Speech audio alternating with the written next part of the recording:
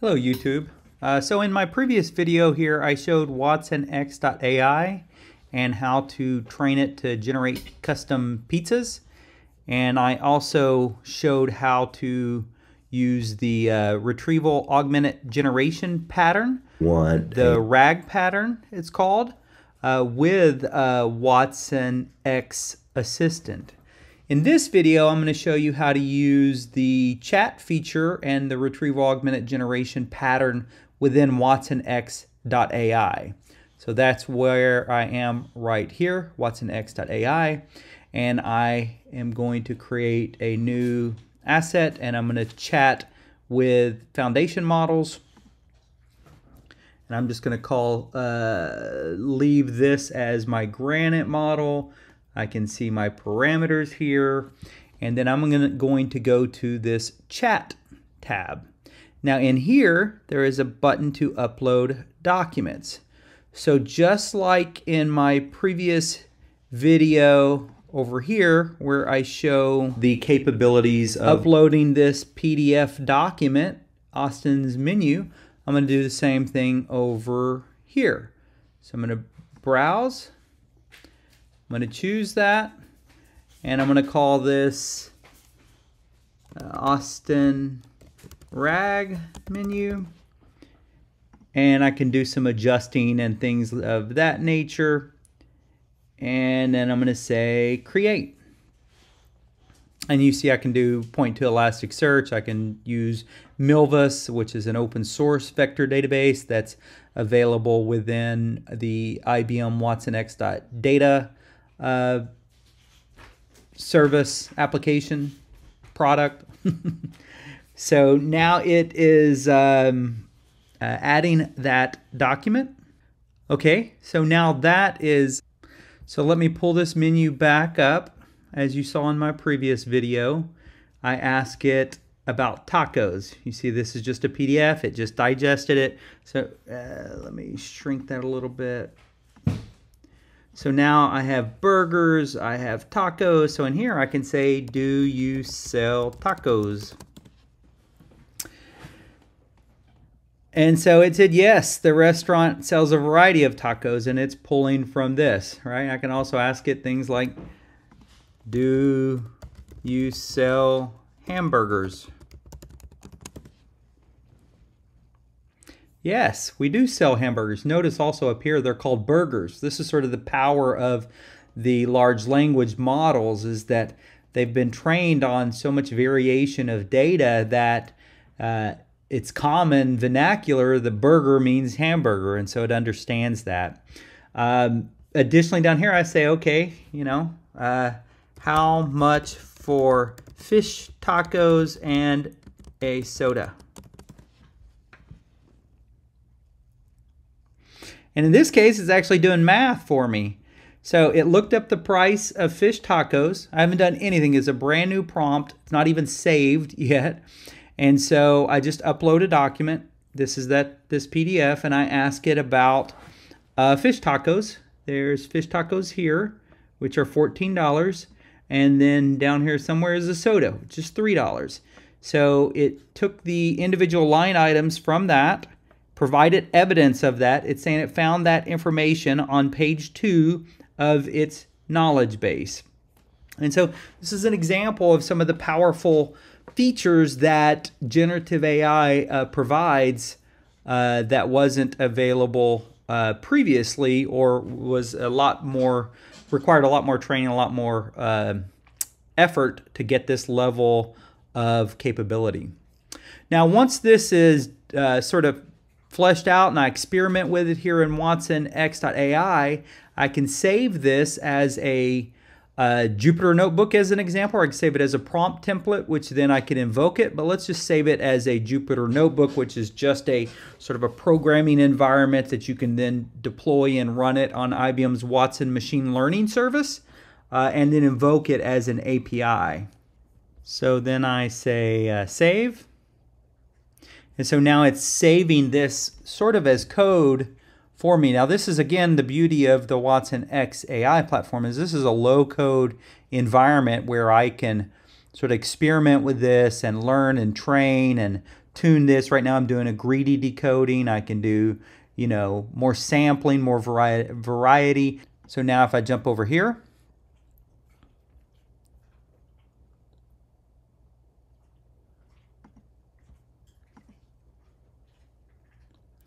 you'll see that's the vector database that got built for me. And then here's my notebook that I just saved. And so in watsonx.ai, I can see the model, I can see the sort of the code, and then I would just paste in my details of project and my credentials.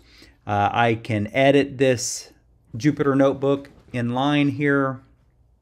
Now it's provisioning out compute to run this model on, and then I can actually step through the code and test it out and adjust it if I'm a data scientist or a programmer and I want to have more control than sort of the low-code watsonx.ai tool, and I want to go in and tweak it and sort of have more level of customization. Then I can do this. Now I'm in here. Let's say I don't want to use Python 3.1. I want to use something else. Then I can go in here and adjust. If I don't like this, or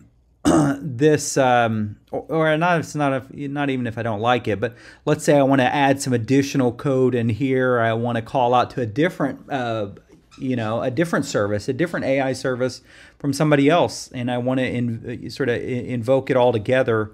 Then I have that ability here as well. And this is sort of all the stuff that's being done for me behind the scenes. So I don't have to know how to do all of this or be a Python programmer with watsonx.ai. It's sort of doing all this for me. So then I can go back here if I don't want to do this in Jupyter Notebook. Additionally, the watsonx.ai also includes RStudio built in, so I can just launch RStudio if I prefer to work in this development environment. So I can choose on my runtime and then just work in R if that's my preference. Now, let's say that I want to, instead of saving this as a Jupyter Notebook, I want to save it as a prompt template. So now I'm going into my previous one where I have structured. I can also do freeform, but in structured, sort of specify some prompts. So sort of two-shot prompt examples in this case. And then what I can do is copy this. I'm going to insert a new variable. So let me show that again. I click the little hash mark, and so I call this query if I want.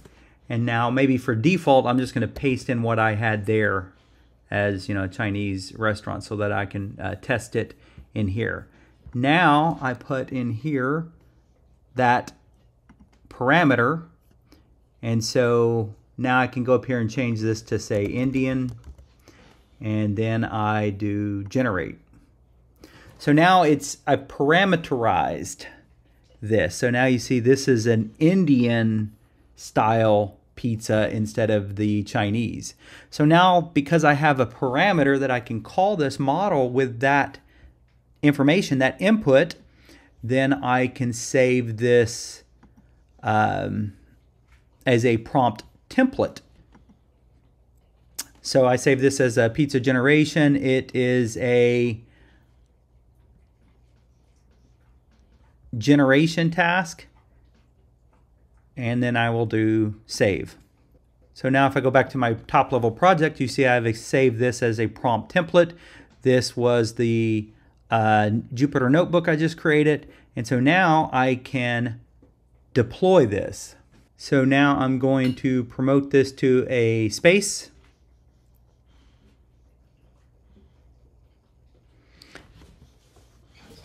And I don't have a space. I'm going to create a new deployment space. Just call it dev.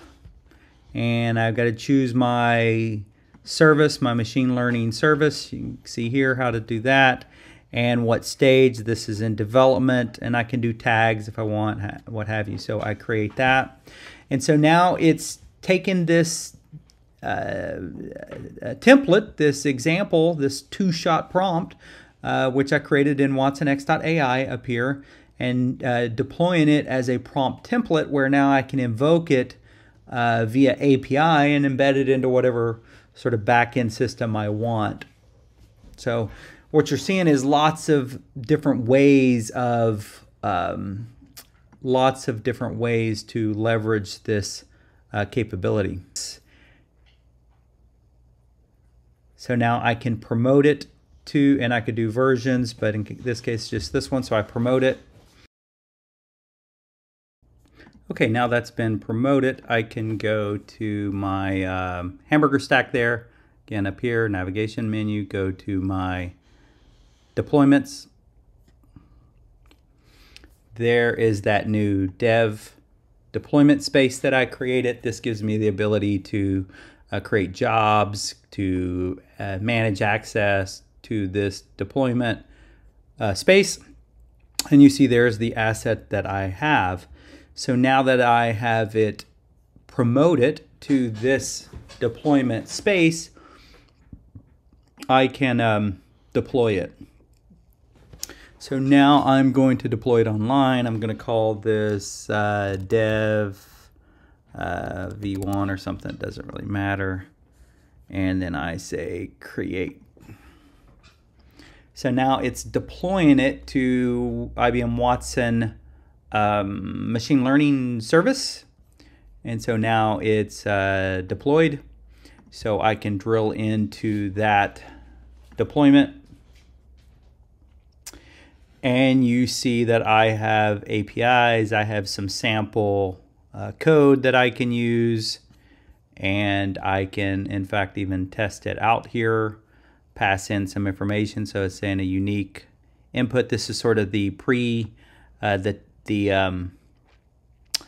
the prompt template that I provided. So the one prompt here and one prompt here. So this is two-shot prompt, and then it's expecting a query. So if I pass in a query here and call it, Tex-Mex, and then say generate, now it's going to invoke this model just like I was doing in watsonx.ai, and it passes back the output. I can look at it in JSON view if it's a little easier to read.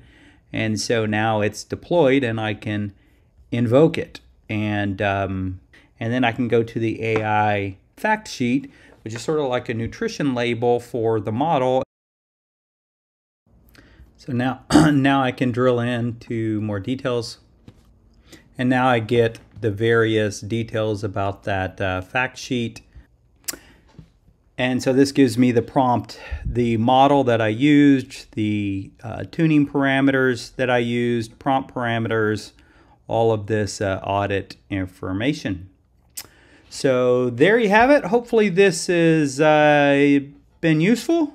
And again, this is sort of tied in with the various ways of doing retrieval augmented generation, doing calling watsonx from calling watsonx.ai from watsonx assistant, as well as testing the model in watsonx.ai and then deploying it so that you can then invoke it from other tools. So thanks for watching.